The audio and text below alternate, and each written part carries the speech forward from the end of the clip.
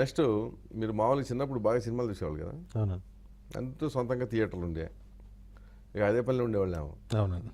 హీరోయిన్లు ఏమన్నా బాగా ఇష్టపడేవాళ్ళు అప్పట్లో?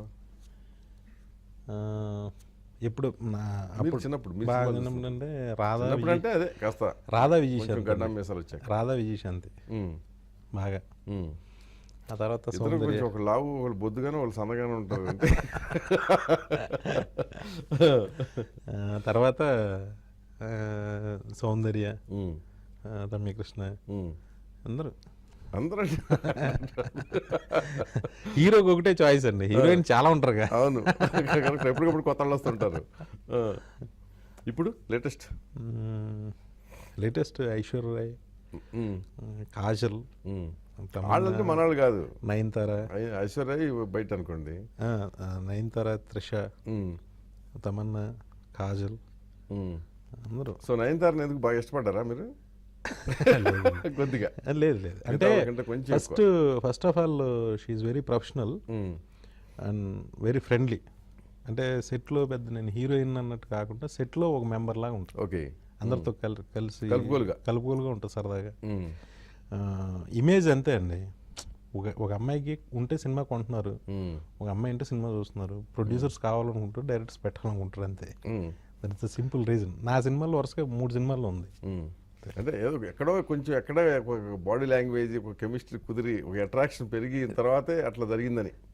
లేదండి. షూర్ అలాంటిదేనా? ఏమి అంటే జనరల్గా సినిమా ఇండస్ట్రీలో ఆకర్షితులు కావడం చాలా ఈజీ. ఇవన్నీ గాసిప్స్గా వస్తాయండి. బయట మాట్లాడుతుంటారు, అవి మనకి ఎలా ఉన్నా కానీ వాళ్ళ పాపం హర్ట్ అవుతారు. ఇవి వాళ్ళకే అది అలవాటేగా హర్ట్ అవటానికి. అలా అంత ఈజీగా ఉండదండి. ఈజీగా ఉండదు కాదండి. ఇప్పుడు కొంతమంది హీరోయిన్లు పని కట్టుకుని రాయించుకుంటారు నాకు తెలుసు. అవునండి. ఎందుకంటే అది ఆ పబ్లిసిటీ వచ్చి అట్లా they will be lime light. అంటే ఎప్పుడైతే డౌన్లో ఉంటారో, మార్కెట్ డౌన్ అంటారు కదా మీ సినిమా భాష ప్రకారం, సో అప్పుడు మళ్ళీ లైమ్ లైట్లో రావడం కోసం. తన ఆ టైప్ కాదు. ఓకే, తెలుసు. సో పరిశీలించారు. పరిశీలించలేదు, తన ఆ టైప్ కాదు. గట్సి ఏదైనా ఉంటే వచ్చి చెప్పుద్ది. ఓకే, కరెక్ట్గా, ఫటాఫట్ అంతే.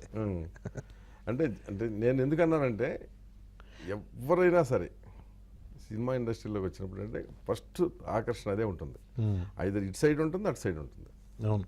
దానికి మినాయించబడ్డాను అని ఇంతవరకు మనస్ఫూర్తిగా అయితే ఎవరు చెప్పరు. ఓకే, బయటికి చెప్పొచ్చు, అబ్బాయి అసలు నాకేం సంబంధం లేదు కానీ సాధ్యం చెప్పండి, కావనా కాదా? ఉంటుందండి రాధాకృష్ణ గారు. అది ఏది కాదని, ఏదో ఒకటి లేకపోతే బయటికి ఏదో వస్తుంది అనేది ఏం కాదు. నేను కూడా సినిమా ఇండస్ట్రీకి రాకముందు ఇలాంటి గాసిప్స్ అన్నీ నిజమని అనుకునేవాడిని. కానీ ఇక్కడికి వచ్చిన తర్వాత అసలు అక్కడ మాట్లాడుకునేదానికి ఇక్కడ జరిగేదానికి 10% కూడా ఉండదు. ఓకే, 5% ఉంటుంది నిజంగా. ఎందుకని? ఎవరు టెన్షన్స్ వాళ్ళకు ఉన్నాయండి. అంత తీరిగ్గా ఎవరు లేరు. అది ఓల్డెన్ డేస్లో ఏం తీరిగ్గా జరిగేమో కానీ ఇప్పుడు సపోజ్ నాకు తెలుగు తప్ప వేరే భాష రాదండి. నేను ఎలా కమ్యూనికేట్ చేసి మీకు ఇప్పుడు అసలు ఫస్ట్ మాట్లాడడానికే మనకి ఇప్పుడు ఏంటి, ఇప్పుడు వాళ్ళకి సీన్ ఎక్స్ప్లెయిన్ చేయడానికే మనం వచ్చిన ఇంగ్లీష్లో, వచ్చిన ఏదో తమిళంలో ఏదో మేనేజ్ చేసి ఎవరో మనం ఎలా టైం పాస్ చేయగలం? అవును, కరెక్టే. అది సమస్య కదండి. వచ్చింటే ఇంగ్లీష్ వచ్చింటే దున్నేసేవాళ్ళం అయితే. లేదండి, అంటే నెక్స్ట్ కొంచెం మన బ్రాటప్ కూడా ఉంటుంది సార్. కరెక్ట్. బ్రాటప్ కూడా మనం ఎలాంటి ఫ్యామిలీ నుంచి కొన్ని కట్టుబాట్లు ఉంటాయి కదండి.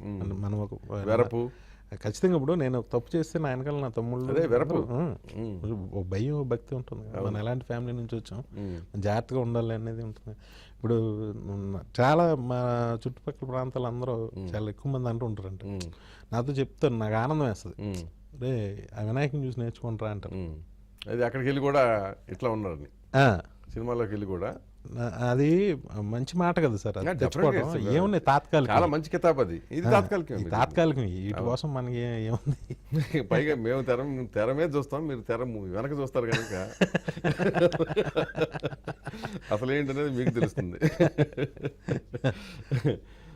ఓకే, నెక్స్ట్ అంటే జనరల్గా ఏంటంటే అందరూ కూడా సినిమా ఇండస్ట్రీలో ఇప్పుడు ఆ పరిస్థితి బాగాలేక థియేటర్లు అమ్మేసేసి కమర్షియల్ కాంప్లెక్స్లు కడుతున్నారు.